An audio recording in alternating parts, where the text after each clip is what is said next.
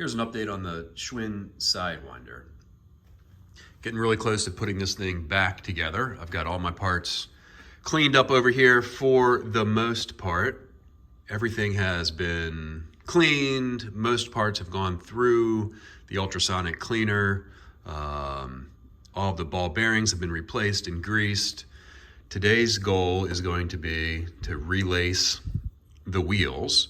So these are the original ACS hubs made in the USA. These hubs were gold, but the gold was just flaking off. So I used some citrus strip to just remove all of the gold and then polished up the silver. And it looks pretty nice. You can see this was stamped 82. This bike is from 1982. I've got my spokes and my spoke nipples, and there are the gold rims. So the goal will be to lace that all up today, and then everything should go together really fast. I've got some replacement yellow cables that are a pretty close match to the original color. The freewheel cleaned up, super nice. That spins really well. We will be able to reuse that. Got some new grips. The rear derailleur looks really nice. There's a small chance that this has been damaged. So if you're following along with this build, this dropout on the drive side was extremely bent out of position. There was some spokes that were mangled. There must have been some sort of an accident where the derailleur got tangled up in the spokes. I was able to bend this back into position. And I'm very hopeful that the derailleur is not damaged. It doesn't appear to be damaged, but I probably won't know until I actually install it. Another thing on the list for today is I treated myself to a Park Tool derailleur alignment tool. So since I know that this was bent and corrected, I'm gonna put the alignment tool on here and make sure everything's still in alignment. I've never used that tool, but maybe I'll put that at the end of this video. Moving back over here, pedals have been overhauled.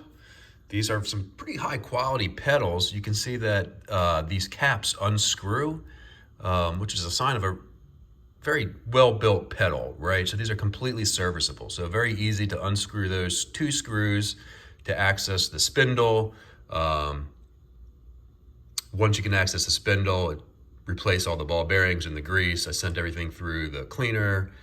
It's nice and clean and in great shape. Same with the brakes and the brake levers. They just look fantastic. I still have a little bit of rust to remove on the handlebars and the forks. I did finally today find some replacement decals for the forks. This should say Schwinn. So I've ordered those. Those should arrive in a week or so. The only thing that we are gonna replace on this bike is the thumb shifters. These were not the original thumb shifters. And in fact, these are indexed 7-speed shifters. It should have friction shifters. So we've only got 5 gears on here. The drivetrain from this is pretty much, in fact, this entire bike is pretty much just a recycled 10-speed Schwinn Varsity. This was Schwinn's first attempt at making a mountain bike, and really all they did was take the Varsity and throw some BMX components on it. But back to my point here, these are not the correct shifters, and since they're indexed, meaning they will click 7 times into positions, and we only have 5 gears, it was not shifting correct. So we have a nice little upgrade here of these micro shift friction shifters. So these will not click, click, click. They're just friction. So this is the correct style shifter, and these are very high quality, nice metal, not a plasticky, cheapy thing. So this will be a super upgrade on this bike. So that was just a quick update. Stay tuned. I think I'm gonna pull out that derailleur alignment tool and see if we can figure out how that works. So the first thing I did was put the rear hub into the dropouts to check the spacing. And while the spacing appears to be correct, I can tell that these are out of alignment just by looking at these. So you can see that dropout does not flushly mount up with the nut on the hub. So this is clearly out of whack. Let's put the tool on and see what we can figure out.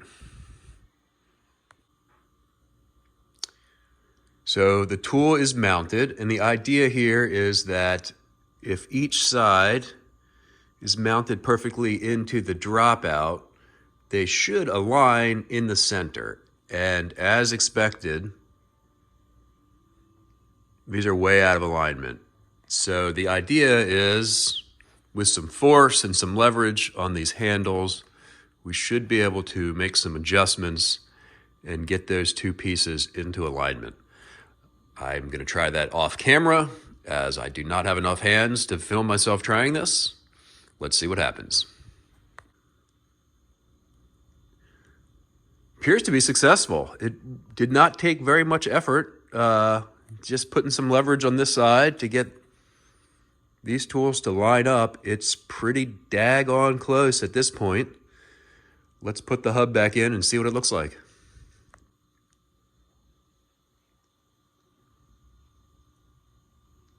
I'm going to call that a success.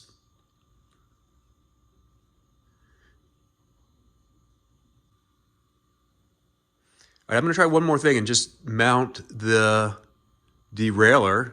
The derailleur hanger slides right into the dropout, and see what that looks like.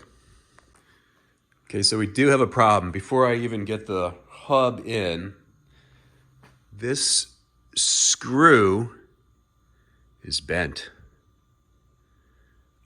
which is not surprising with all the damage back here. So if that's the only issue, we should be able to replace that screw. So let me see if I can find a straight screw as a replacement.